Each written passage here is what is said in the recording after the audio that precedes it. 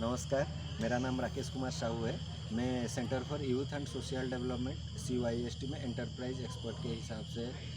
काम करता हूँ। अभी जो हुआ हमारा वर्कशॉप उसको ग्लाइव ग्रुप लाइवलीहुड डेवलपमेंट जो वर्कशॉप हुआ वो वर्कशॉप में मैं पहले एक्सपोजर इस वर्कशॉप के बारे में मेरे को पहले एक्सपोजर मिला था हमारा एनुअल समिट में भुवनेश्वर में ऑर्गेनाइज़ किया गया था CYST के तरफ से। तब मैं सर का वर्कशॉप थोड़ा अटेंड करने का मौका मिला था मेरे को, लेकिन उधर टाइम कॉन्स्टेंट्स के वजह से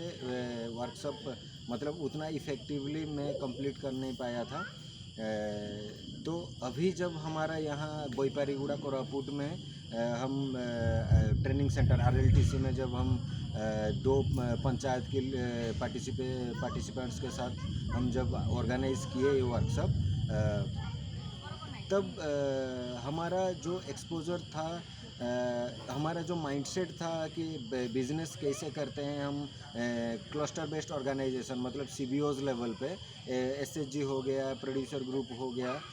हमारे रूरल एरिया में, उसका माइंडसेट शिफ्ट हो मतलब कम्प्लीटली शिफ्ट तो एक वर्कशॉप में मैं बोल नहीं सकता, लेकिन लगभग एक अलार्मिंग सिचुएशन उनके दिमाग में आ गया है हमारा पार्टिसिपेंट्स के दिमाग में कि वो जो सोच रहे थे कि हमें पैसा इनकम करने के लिए और एक बिजनेस स्टार्ट करने के लिए हमको हमारा गांव छोड़ के शहर को ही जाना पड़ेगा और हमें बहुत ज़्यादा पैसा ज़रूरत है उसके लिए बिजनेस स्टार्ट करने के लिए। वही माइंडसेट उनका मतलब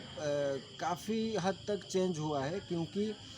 उनको जब हम एक्सरसाइज सारे किए कि हमारे गांव के चारों तरफ क्या चीज़ हम मतलब जैसे माइनर फॉरेस्ट प्रोडक्ट्स हो गया, वो क्या चीज़ हमको फ्री में मिलता है, क्या चीज़ हमको नेचर देता है, वो उसको यूटिलाइज़ करके हम कैसे एक बिज़नेस शुरू कर सकते हैं। जैसे हो गया महुआ हो गया और टोरी हो गया, उससे हम ऑयल निकाल सकते हैं, महुआ फूल को हम बेच सकते हैं। तो वैसे उनके पास तो वो था, वो चीज़ पहले से था, वो हर दिन वो चीज़ को वो लोग देखते थे और हर दिन उसके साथ वो कुछ काम करते थे, घर को लेते थे, कलेक्शन करते थे जंगल से, लेकिन उनको पता नहीं था कि वही रॉ मटेरियल को यूज़ करके वो एक काफ़ी प्रॉफिटेबल बिजनेस शुरू कर सकते हैं, जिधर हमारा रॉ मटेरियल का कॉस्ट बिल्कुल ज़ीरो है, हमें बस उसको आगे कैसे ले जाना है वही चीज़ उनको एक्सपोजर नहीं मिल रहा था। ऐसा नहीं कि उनको बिजनेस का कुछ भी आइडिया नहीं था, उनको आइडिया था, लेकिन कौन सा कष्ट वो लोग कट करेंगे, कौन सा कष्ट उनको उसमें वो थोड़ा पैसा लगेगा और कैसे उसको एक बिजनेस का रूप दे सकते हैं। उसके अलावा फिर हम और एक एक्सरसाइज किए कि हम जब चीज़ उगाते हैं, जैसे वेजिटेबल्स हो गया, ग्रेन्स हो गया, पल्सेस हो गया और प्लांटेशन क्रॉप्स का जो हमारा फ्रूट्स हो गया, उसको लेके कैसे वो लोग बिजनेस शुरू करेंगे, जिसमें हमारा रॉ मटेरियल का कॉस्ट तो कुछ आएगा, ताकि हम उगा रहे हैं तो उसका कॉस्ट तो कुछ है, लेकिन उधर फिर हमारा लेबर कॉस्ट कम हो जाता है, क्योंकि जो हमारे गांव में हम उगाते हैं और हम खुद उसको यूटिलाइज़ करेंगे बिजनेस के लिए। तो इधर एक तरफ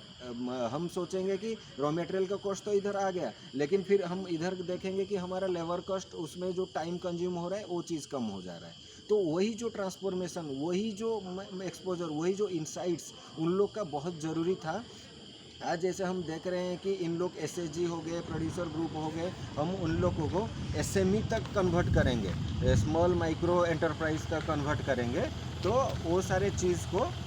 हम ऐसे देखते हैं कि इस वर्कशॉप के दौरान वो उन लोग का वो माइंडसेट उधर चेंज हुआ है, और फिर उसके बाद वो लोग अभी सोच रहे हैं कि